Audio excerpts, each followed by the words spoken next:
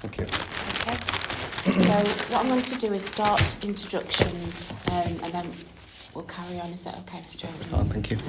Would you start recording, please?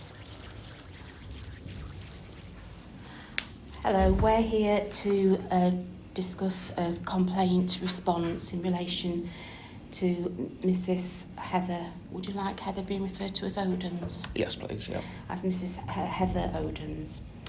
I'm patient manager. Would you mind introducing yourself? Mr. Richard Odens, husband to the deceased. And I have responsibility for the Consultant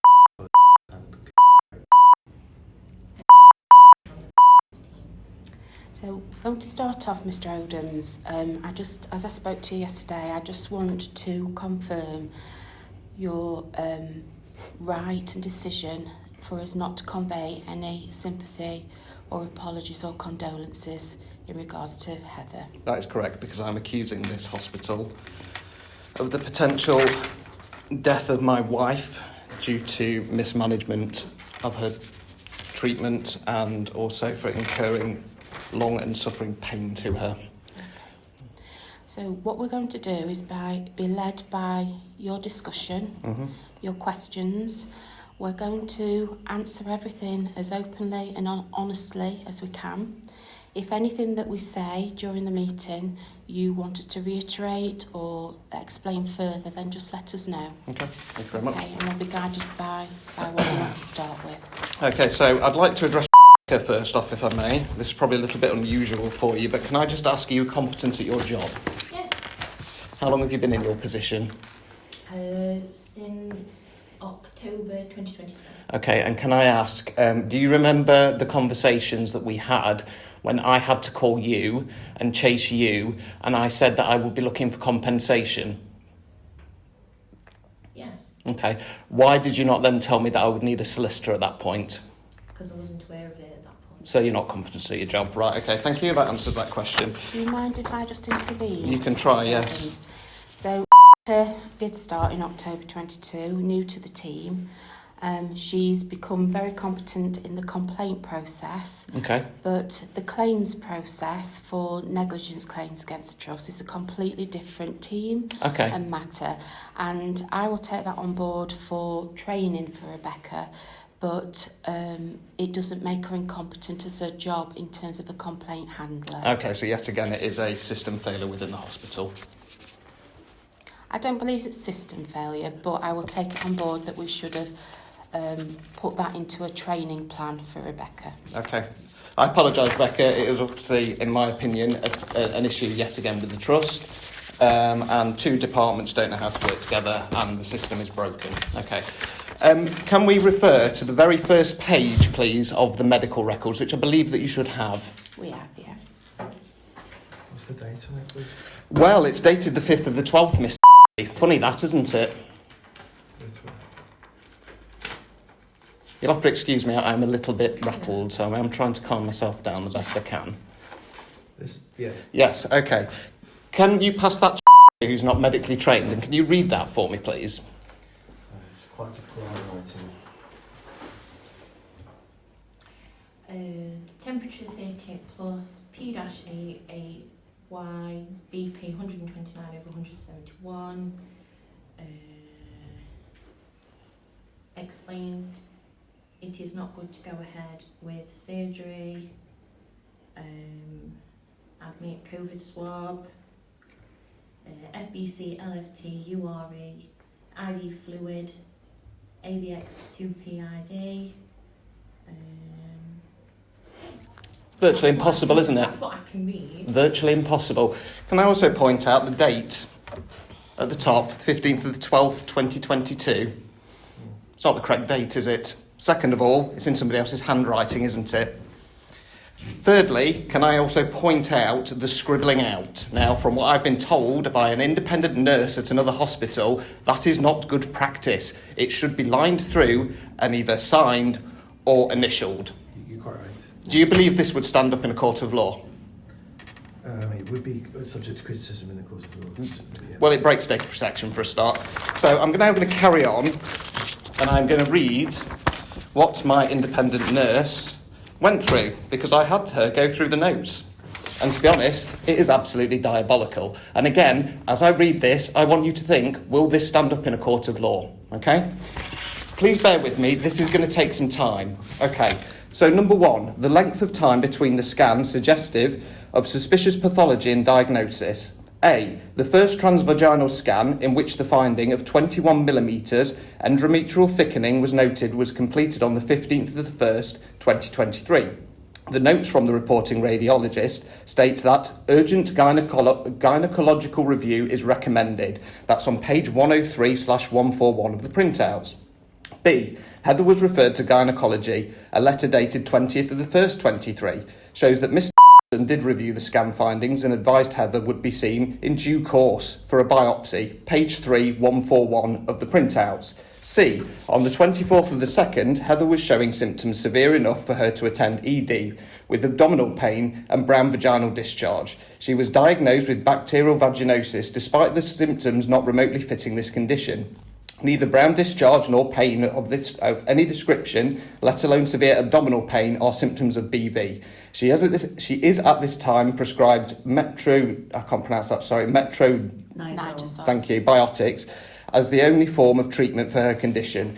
There is no note to suggest whether or not Mr.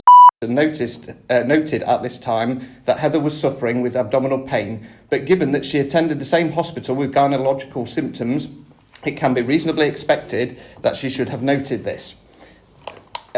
D, again, 1st of the 3rd, 23. Heather attended the hospital due to severe abdo pain. This time, the pain was severe enough that Heather was admitted to hospital. At this time, she was prescribed Oromorph and amoxiclav antibiotics to treat her condition. She was also reviewed during her admission on the 2nd of the 3rd, 23, at which point the note states she was treated with Thank you, another antibiotic, and discussed with gynae specialist registrar who advised there was no indication for further scans. This patient was in severe pain, requiring opiates, and on her 3rd antibiotic with no effect. Was she being taken seriously? We'll address the question because, like I say, the most important thing is all this goes onto the record. Okay. She is treated for a UTI and discharged. No notes suggest again that Mr.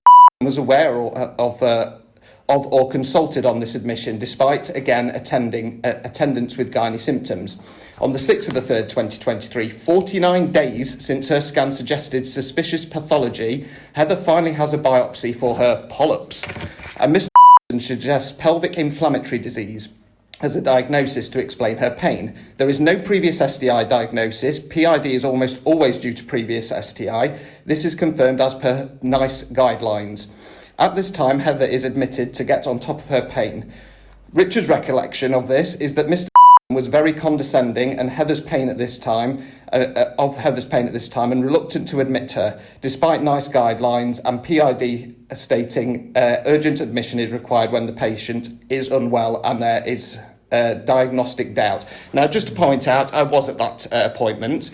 A couple of occasions when we arrived, Heather pointed out that the second A&E doctor had requested a scan.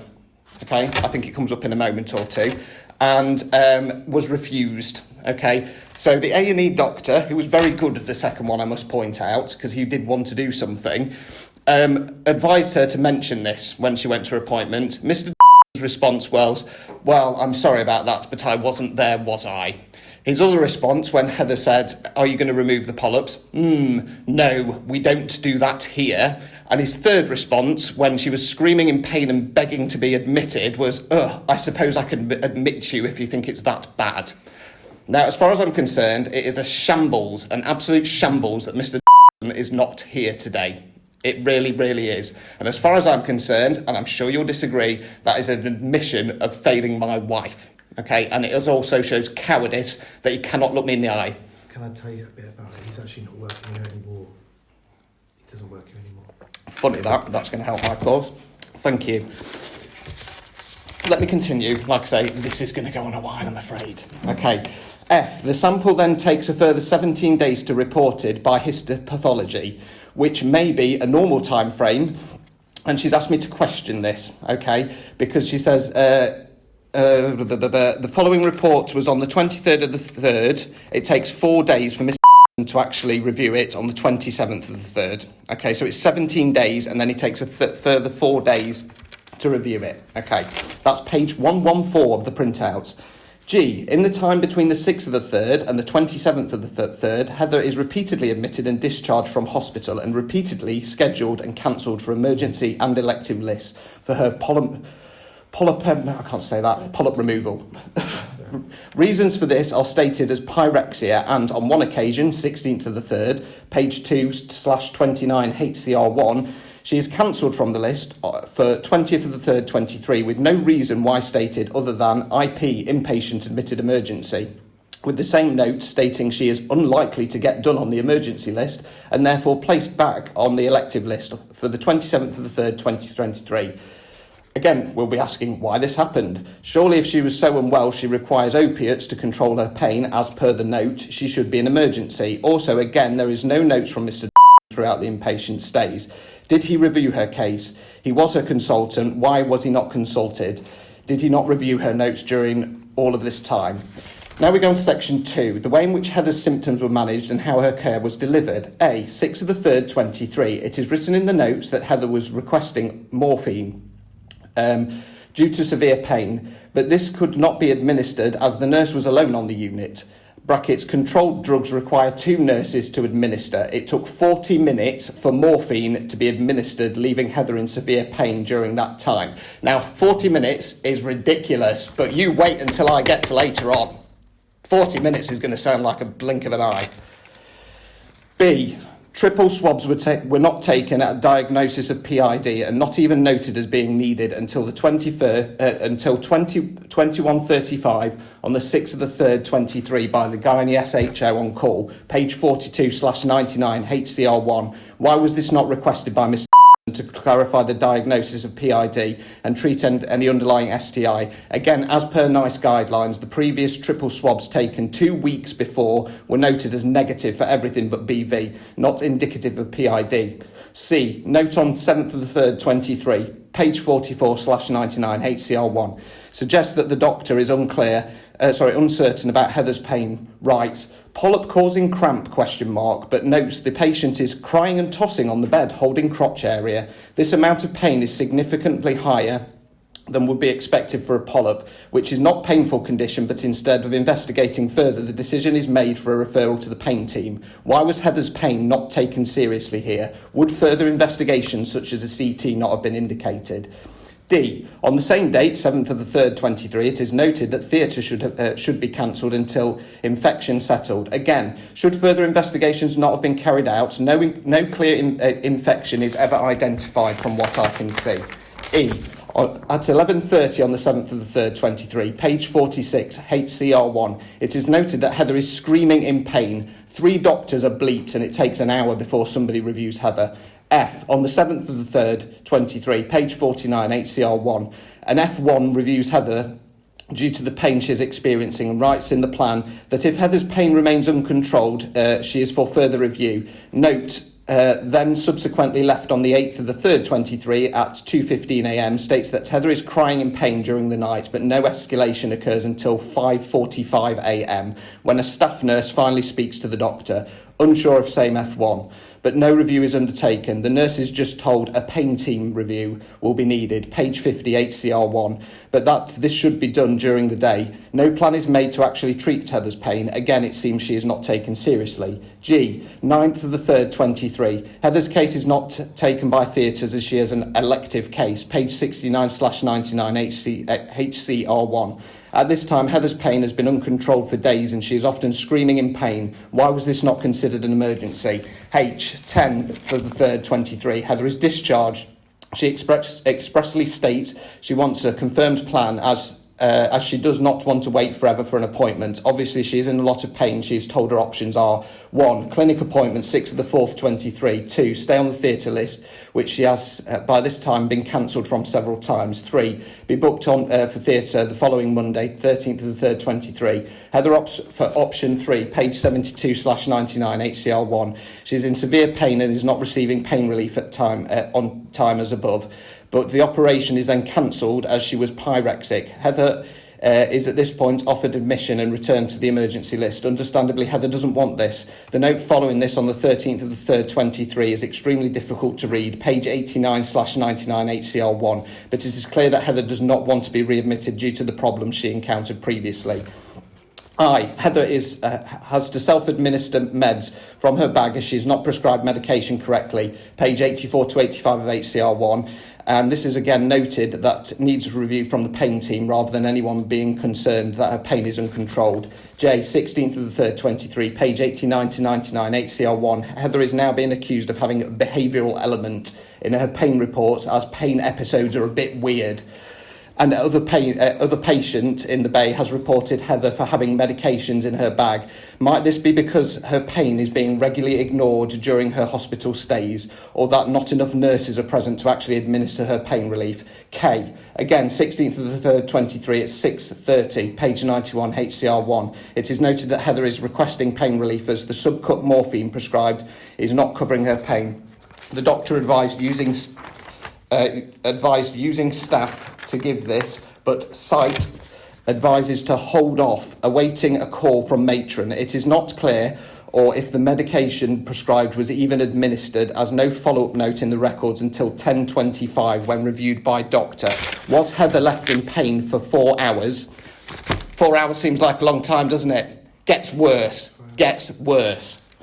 Is this because the nurses felt that she was not actually in pain? They'd removed the medication from her bag and there's no concern about overdose at this time. Clear that Heather was not believed about the pain. Where is the empathy? Where is the understanding that a patient's pain is what the patient says it is? Where NICE guidelines on pain management followed her, was everything done to rule out primary cause of pain? Clearly not, as the cause of Heather's pain was that she had stage 3 cancer. In light of this evidential finding, how does the hospital respond to how Heather's pain was managed during this inpatient stay? Do you feel she was treated fairly and without discrimination?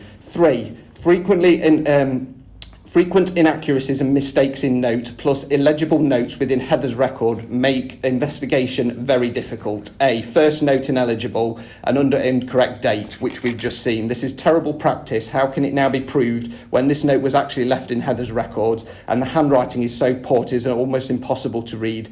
Further to this, a scribbled out section, brackets, not strike through as recommended for medical notes, close brackets, possibly reads CT something O/E, abdo pelvis. Had a CT been completed on this date, whenever that actually was, could Heather have been diagnosed at this time? Possibly this was 6 of the 3rd, 23, as think this note is by Mr. or admissions following the hysterectomy. I believe that was from her ultrasound, if I'm quite honest with you, possibly, or the first admission into A&E. Probably the first admission into A&E. That date is clearly not right. Somebody has amended that. Somebody has doctored that. Okay? I'm going to carry on. No, I'm going to carry on if I may. Different pen as well, so I don't know if that date's... There's no date on it, I don't think. It's clearly wrong. It's different handwriting, it's different ink, and it's been filled in by somebody at a later date. B. On the 2nd of the 3rd, 23, admission notes, it states Heather is taking haloperidol for a psychiatric condition, page 33/99 of HCR1. This is not the case. It was prescribed for pain. This is suggestive of assumptions being made around Heather's condition, adding to the concerns above around Heather's pain not being taken seriously. C. Multiple scribbles throughout notes on pages 43 to 50 of HCR1. D. Notes ineligible on pages 89 to 91 of HCR1. E. Scribbling again on page 90 of HCR1. I will continue.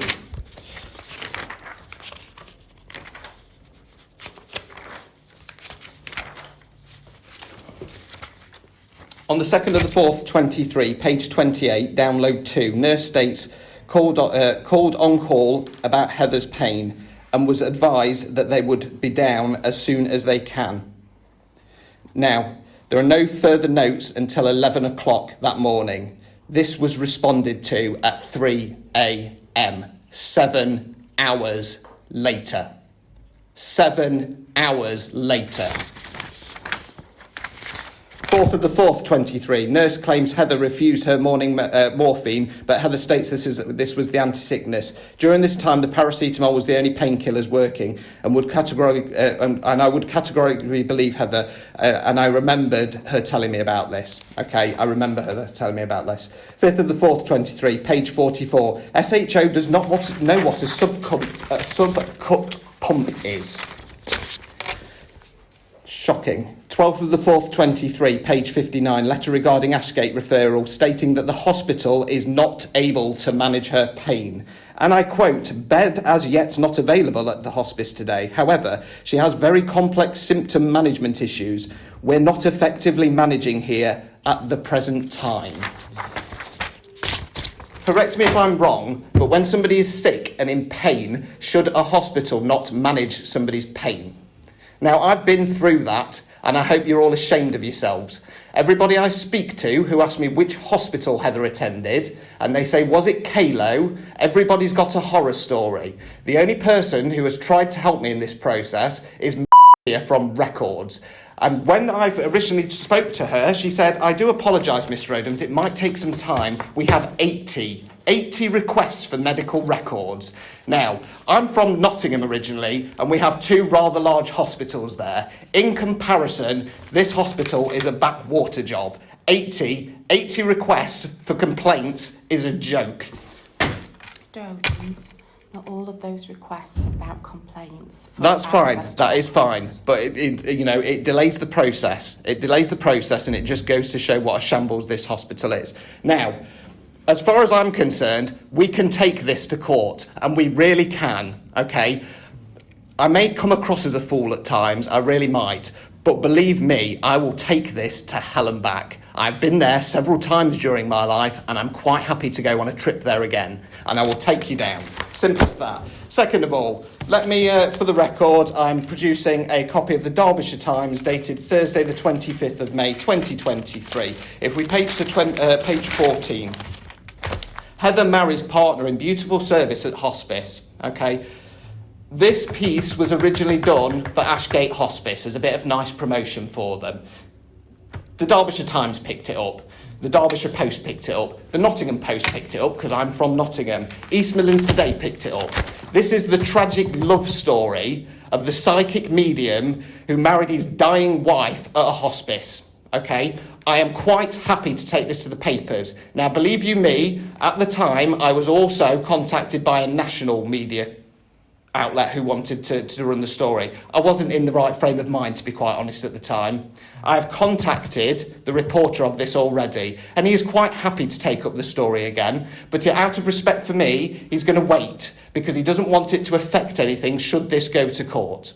Okay, now, I don't want to go to court. I'm tired. I'm very, very tired. I'm dealing with extreme trauma, and I want to move on with my life. So if the Trust and the hospital want to drag this through the courts, if they want to drag it through the papers, I will do. I'm also extremely political, and I will make it political. So please, please, please, for the love of God, I am begging you, can we have some kind of resolve here? Now, you've already told me that Mr. gone, so I hope to God he's been sacked. What else do I want? I want admission to the papers that there's an absolute cock-up here, and my wife was left in severe pain. I don't need names naming, but I want an admission. Second of all, yeah, I do want financial compensation, and it's going to have to be hefty, because my life has gone. I have no life anymore. My future has gone. I've been through that. I don't need to go through that again. My third request was that Mr. went, but obviously you've already done that, hopefully, unless he's swanned off. So please, can we have some kind of resolve? I'm not expecting you to give me a direct answer today. That's perfectly understandable and fine. But, like I say, I am quite happy and willing to take this all the way. The floor is yours. Just before I hand over to Jay and Dr. Mary, there were some questions in what you've read, and thank you. That's given us, a clear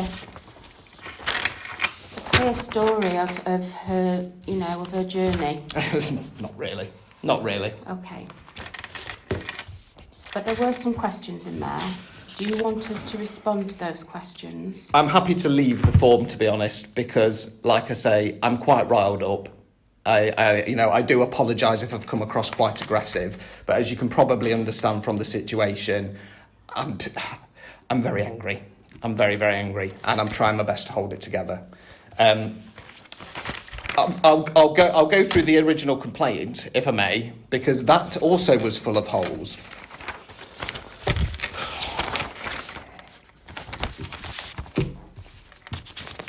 So that's already been raised. So yes, so BV shouldn't cause that much pain level. Misdiagnosis. I have put misdiagnosis because I believe that she was misdiagnosed on a number of occasions. Number one, the first visit, okay, where some idiot said it was BV. Clearly not. Number two was when she was refused a scan by the gynae reg, who couldn't even be bothered to come and see her in person because obviously they know better than somebody else.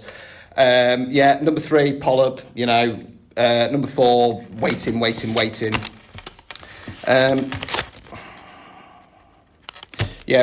was she refused the scan?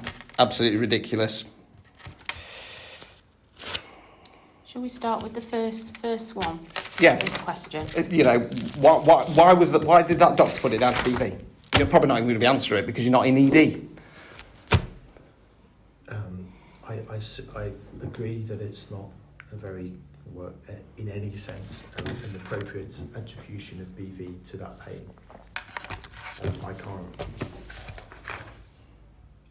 I guess the kindest way to look at it would be that they didn't have a better explanation, but it certainly doesn't explain the pain that had happened. No, it doesn't. Why was she refused a scan, and why did that reg not even bother to go and see her? What's the date on it? That was on the 2nd of March 2023.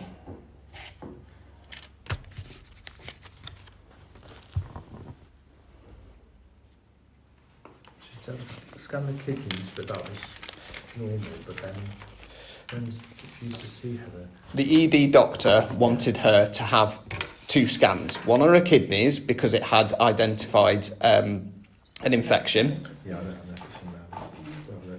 And then one for gynae because he suspected it could be endometriosis with the pain she was displaying. She had the scan on her kidneys and they came back and said that there was fine. Yeah. The gynae reg refused to do the scan because she was already going for the biopsy, but felt that he didn't need to come and see her. Just made that decision, okay? Now, that ED doctor actually told Heather to go to the GP the following day to book an urgent scan because he knew that it would needed doing, basically. That's certainly not the policy, is it? You don't send people to GPs to get a scan when they're in hospital.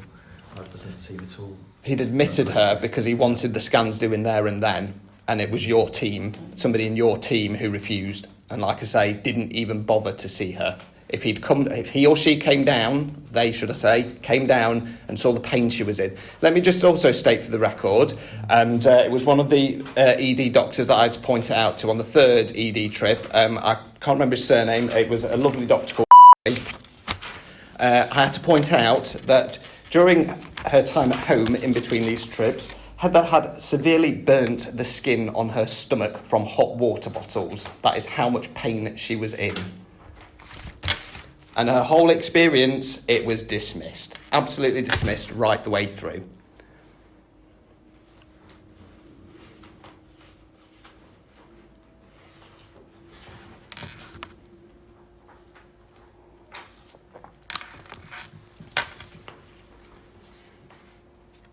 Is it in the bit before this bit? ED. Second of March.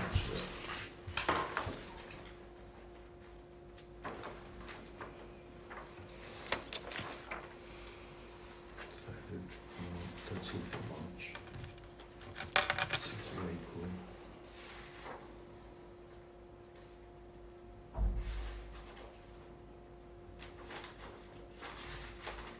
March.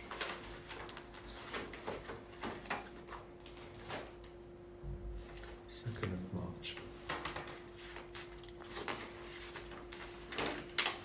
So we've got the medical bit in, is it?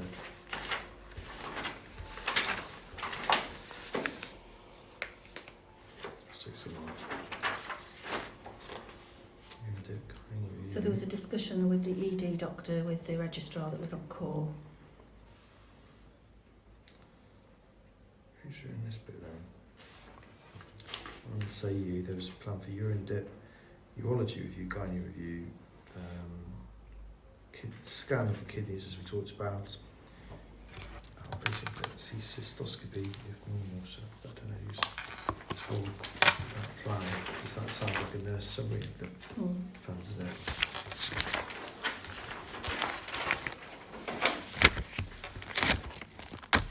I can read the statement from who's written me this letter, if you like, because it clearly states on there.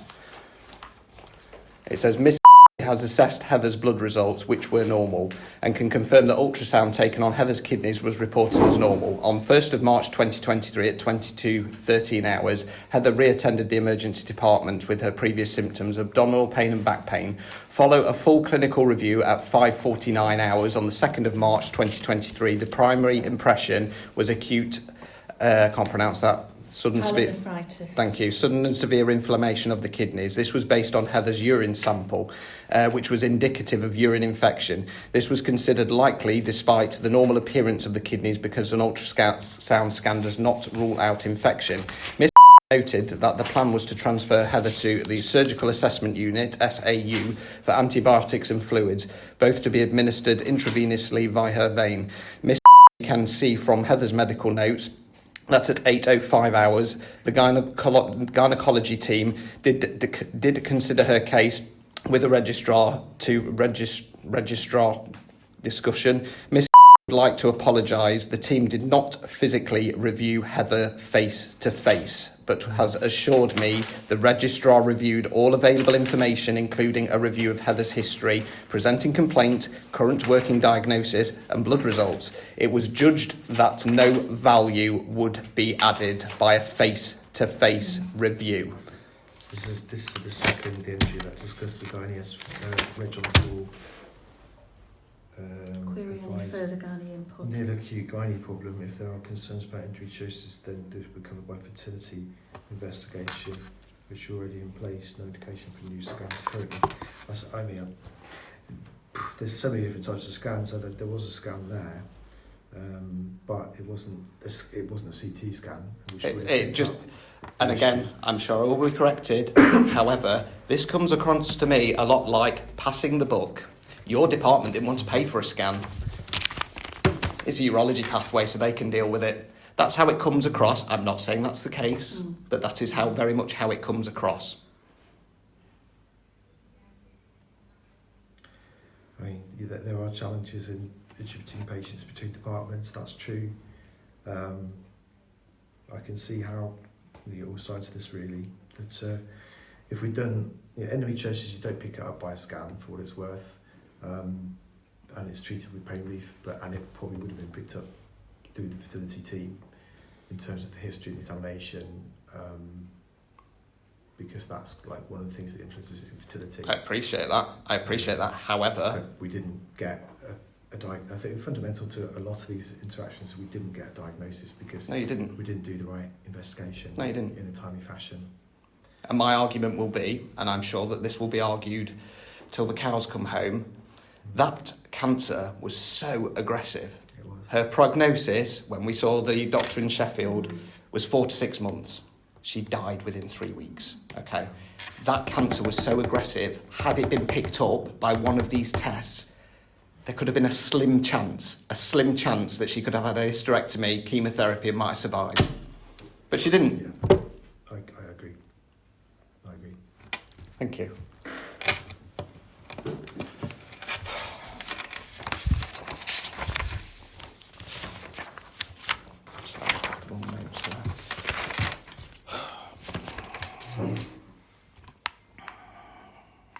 I mean, it's just all the same thing. It's just all the same thing. Missed opportunities. People not taking a pain seriously. I mean, can I have a response about the nursing team here?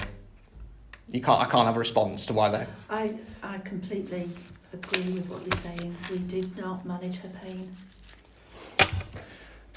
and what's going to happen from here in regard to further patients. Because, you know, number one, here's a suggestion for you, Mr. Obviously being the gynecology guy.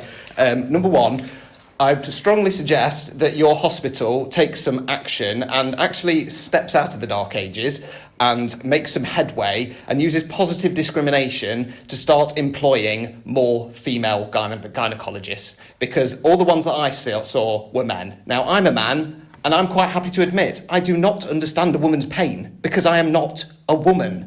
Okay, so please consider that. I'm sure you won't, because you probably don't really have the power to do that, okay? And as is with everything, it's political, and the government wants to just crush the NHS because it's a burden to them. I'm not an idiot. I know this is all going private and has been doing for years, okay? But please consider that. Please consider it, raising it with the powers that be, because women are mucked about and crushed and just ignored, and it's disgusting. It is absolutely disgusting, and it comes down to, and again, apologies, might get pulled up on this, it comes down to white male supremacy within the medical profession, and it needs to change, because it's a rich boys club, and that's what it is, end of the day. You know, the fact that I saw something in the paper the other day saying that the consultants were going on strike, that made me sick, physically sick, jumping on the cost of living bandwagon.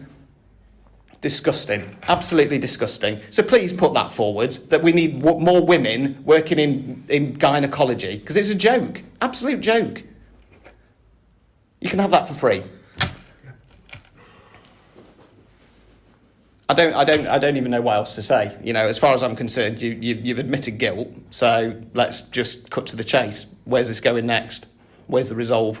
Or do I have to piss about getting a solicitor? I'm going to take the actions that you've asked back to the executive team, and we will respond to those points as well that you've raised during your discussions, if that's what you want. Mm-hmm. Yes, please. I can't make any promises, but what I do know is that if a clinical claim, negligence claim, goes ahead, then you will be best represented by a solicitor. That is fine.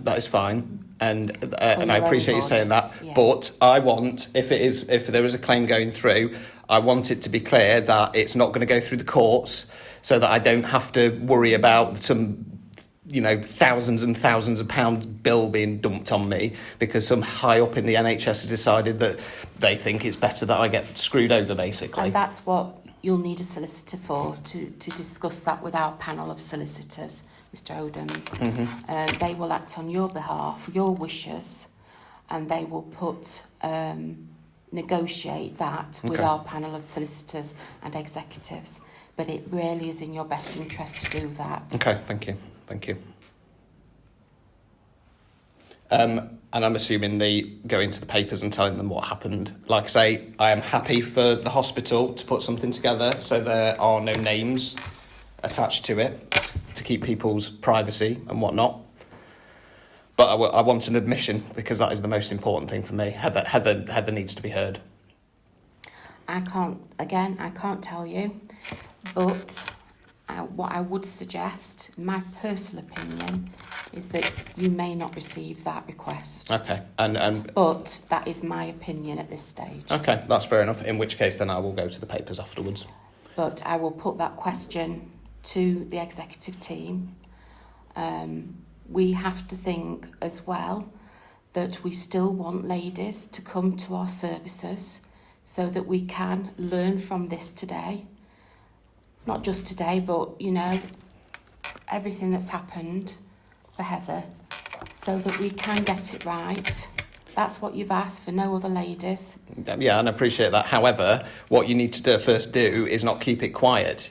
You need to put a plan in action of how things are going to change, and then you admit fault and you say we have amended these faults. This is how the world works, I'm afraid. Well, that's part of the claim process, because we will have to write our opinion of what happened as part of that submission for the claim for the solicitor that's acting on your behalf. Mm-hmm. And that is all goes in part of the claim process. That's fair enough. Just be advised then that I will be getting the most cutthroat solicitor I can afford. And I will be. Simple as that. you know, I would strongly suggest to your panel that they listen to what I want, because as we've seen, shocking, absolutely shocking. And I want it fed back as well that from Records has done a fantastic job, an absolutely fantastic job. I work closely with here and I'll pass that on to her. The second ED doctor was fantastic, and the third ED doctor as well. Like I say, I don't know the second doctor's name. The third doctor was something or other. Okay.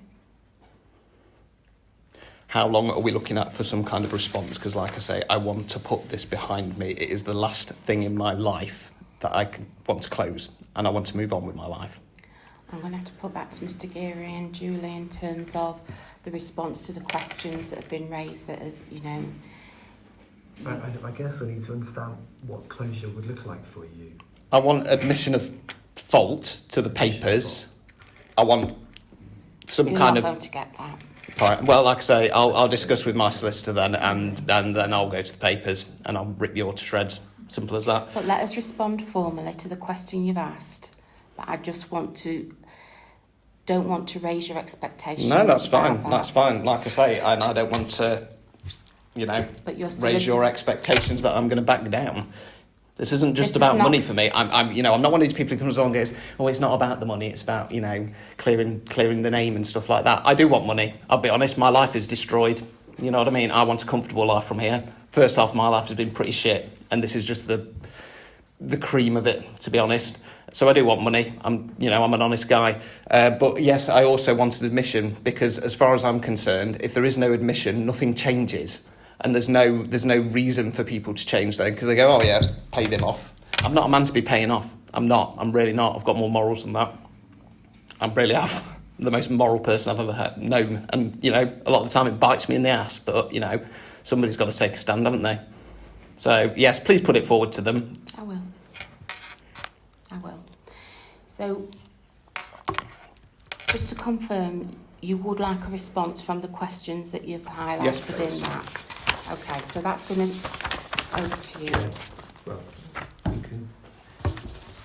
I'd imagine the format of that would be us taking some time to go through them and getting back to you. As soon as possible. Yeah. I don't want to be chasing this, though. I really, really don't. I've had to chase everybody bar here. And I shouldn't have to. I'm the victim here. Heather was the victim. I shouldn't be chasing people around for this.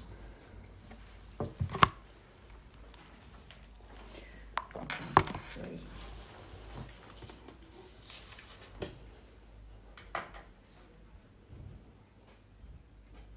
We'll work through it as soon as we can. Thank you.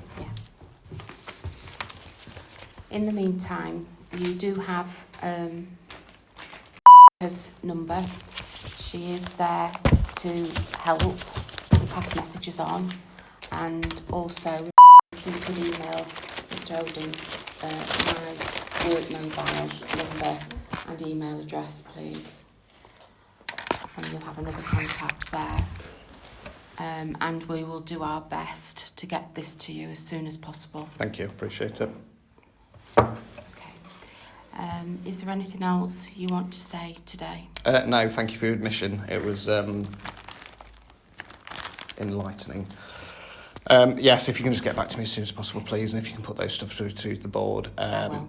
Like I say, I'm not trying to be awkward. I'm really, really not. But somebody has to stand up to this hierarchy of power, and I'm quite happy to do that. And if I go down swinging, I will do it. I'm really that annoyed. Are you happy for us to stop the recording? Yes, please. Thank you.